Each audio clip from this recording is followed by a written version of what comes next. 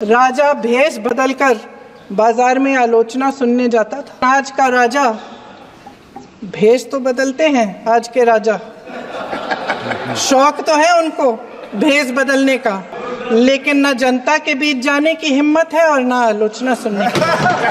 आप भी अपनी गलतियों के लिए माफी मांग लीजिए। आप भी बैलेट पे चुनाव कर लीजिए।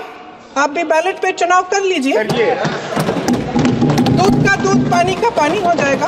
पूरी देश की जनता जानती है कि इनका हस्ती है, जानती है कि इनके यहाँ तो वॉशिंग मशीन है। जो यहाँ से वहाँ जाता है वो धुल जाता है। इस तरफ दाग, उस तरफ स्वच्छता। आप राजनीतिक न्याय की बात करते हैं, सरकारों को पैसों के बल पर गिरा देते हैं कि भारत का संविधान संघ का विधान नहीं है।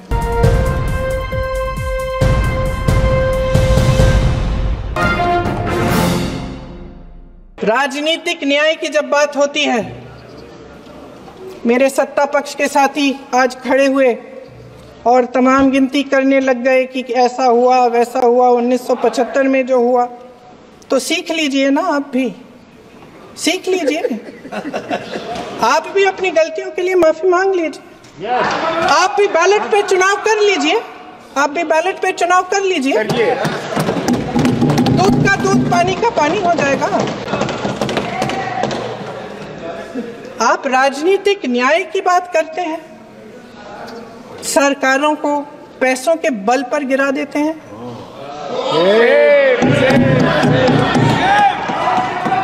मेरा आग्रह है कि अपन संविधान में सकारात्मक बोले।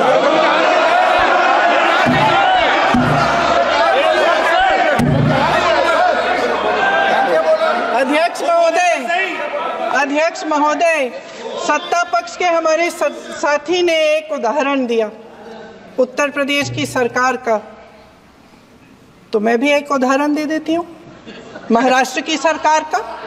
मैं भी एक उदाहरण दे देती हूँ हिमाचल की सरकार को तोड़ने की कोशिश किसने की, पैसों के बल पे की, गोवा की सरकार।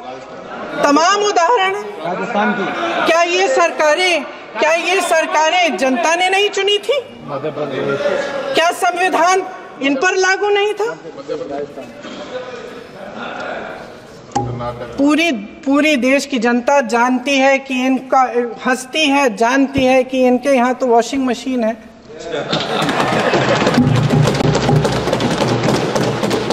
जो यहाँ से वहाँ जाता है वो धुल जाता है। इस तरफ दाग, उस तरफ स्वच्छता। और मेरे कई ऐसे साथी हैं जो इस तरफ होते थे उस तरफ चले गए, मुझे दिख भी रहे हैं, वॉशिंग मशीन में शायद धुल गए हैं। अध्यक्ष महोदय, जहां भाईचारा और अपनापन होता था, जहां हमारे संविधान ने एकता का सुरक्षा कवच दिया था, वहां शक और घृणा के बीज बोए जा रहे हैं। एकता का सुरक्षा कवच तोड़ा जा रहा है। प्रधानमंत्री जी यहाँ सदन में संविधान की किताब को यूं माथे से लगाते हैं, लेकिन संभल में, हाथरस में, मणिपुर में जब न्याय की गुहार आती है, उठती है, तो उनके माथे पे शिकन तक नहीं आता।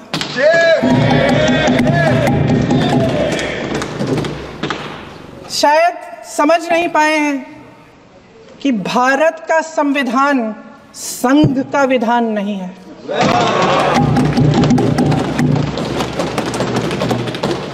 भारत के संविधान ने हमें एकता दी, हमें आपसी प्रेम दिया। उस मोहब्बत की दुकान जिस पर आपको हंसी आती है, उसके साथ करोड़ों देशवासी चले। करोड़ों देशवासियों के दिल में एक दूसरे के लिए प्रेम है, घृणा नहीं है। इनकी जो विभाजनकारी नीतियां हैं, उसका नतीजा हम रोज देखते हैं। राजनीतिक फायदे के लिए संविधान को छोड़िए, देश की एकता को भी ये रख नहीं सकते, इसकी सुरक्षा नहीं कर सकते। हमने संभल में देखा मणिपुर में देखा। दरअसल इनका कहना है कि अलग अलग इस देश के अलग अलग हिस्से हैं, कैमरा।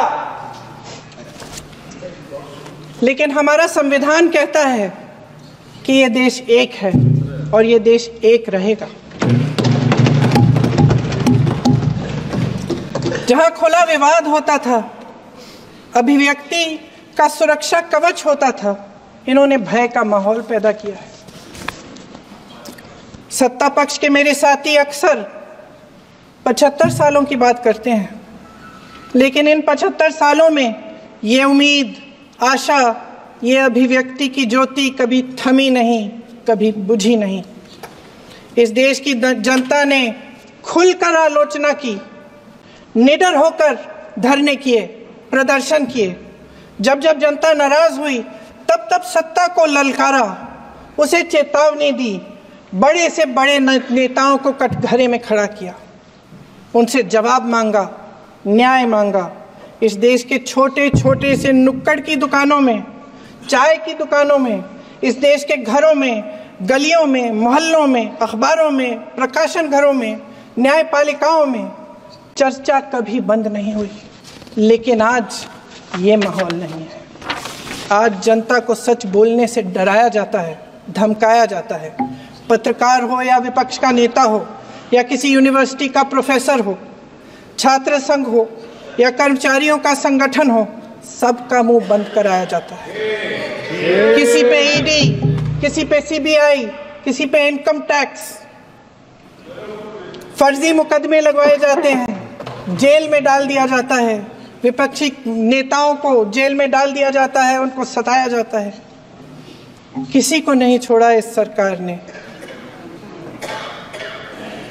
देशद्रोही कह कह के उत्तर प्रदेश में मुझे याद है कुछ अध्यापिकाएं प्रदर्शन कर रही थी, उन पर मुकदमा डाल दिया देशद्रोही का, उन्हें देशद्रोही कह दिया। इन्होंने देश का पूरा माहौल भय से भर दिया है। इनकी मीडिया की मशीन झूठ फैलाती है, तरह तरह के आरोप लगाती है, और शायद वह भी भय में ही है। महोदय, मैं इस सदन को याद दिलाना चाहती हूं कि ऐसा डर का माहौल देश में अंग्रेजों के राज में था। जब इस तरफ बैठे हुए गांधी की विचारधारा वाले लोग आज़ादी की लड़ाई लड़ रहे थे और उस तरफ वाली विचारधारा वाले लोग भय में रहकर अंग्रेजों के साथ साठ-गांठ कर रहे थे। लेकिन अध्यक्ष महोदय, भय का भी अपना स्वभाव होता है। भय फैलाने वाले हमेशा भय का खुद शिकार बन जाते हैं। ये प्रकृति का नियम है। आज इनकी भी यही हालत हो गई है। भय फैलाने के इतने आदी हो गए हैं कि खुद भय में रहने वाले हैं, चर्चा से डरते हैं, आलोचना से घबराते हैं। कई दिनों से हम मांग रहे हैं कि चर्चा करिए, लेकिन चर्चा करने की हिम्मत ही नहीं है।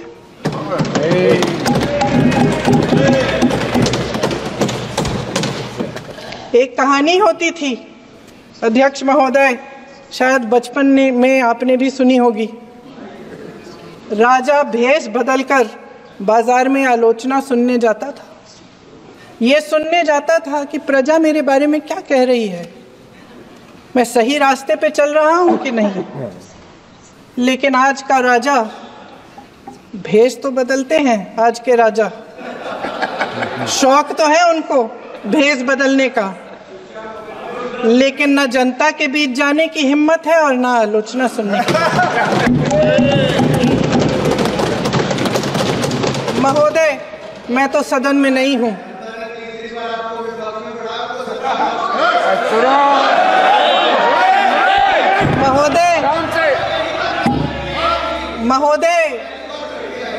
महोदय, जनता में बहुत विवेक है, ये सही है।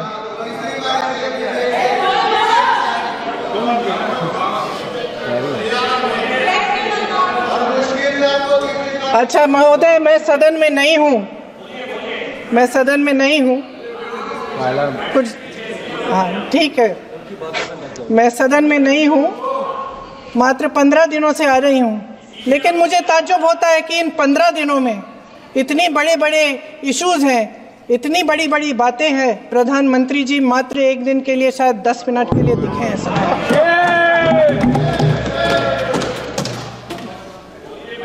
बात यह है अध्यक्ष महोदय जी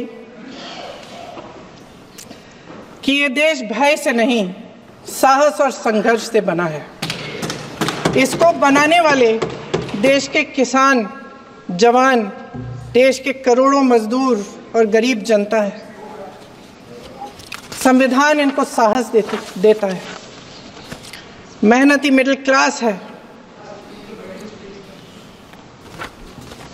और इस देश के जो करोड़ों देशवासी हैं, जो रोजाना भयंकर परिस्थितियों का सामना करते हैं, उनको साहस देता है।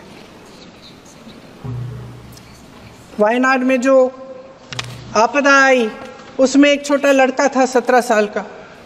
6 घंटों के लिए उसने अपनी माँ को बचाने की कोशिश की। 6 घंटों के लिए आप सोच सकते हैं कि अगर नदी की धारा बह रही है, नाराज है, आप अपनी माँ को पकड़े हो, 6 घंटों के लिए पकड़े रखते हो कि मेरी माँ बच जाएगी, और अंत में वो माँ भी बह जाती है। उस लड़के का साहस, उन महिलाओं का साहस जो पीड़ित हैं लेकिन फिर भी अपनी लड़ाई लड़ रहे हैं, उन संभल के बच्चों का साहस जिनके पिताजी अभी अभी गुजर गए लेकिन फिर भी उनके सपनों को साकार करने की हिम्मत है, उनका साहस है। वो साहस इस संविधान ने दिया है।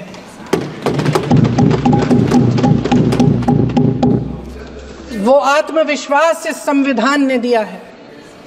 ये देश भय से नहीं चल सकता, ये देश साहस से ही चलेगा। भय की भी सीमा होती है, और जब वो सीमा पार हो जाती है, जब किसी को इतना दबाया जाता है कि उसको लगने लगता है कि अब मेरे पास खोने के लिए कुछ नहीं है, तब उसमें एक ऐसी शक्ति पैदा होती है जिसके सामने कोई कायर खड़ा नहीं हो सकता। ये देश कायरों के हाथों में ज्यादा देर तक कभी नहीं रहा है। ये देश उठेगा, ये देश लड़ेगा, सत्य मांगेगा, सत्यमेव जयते। जय हिंद।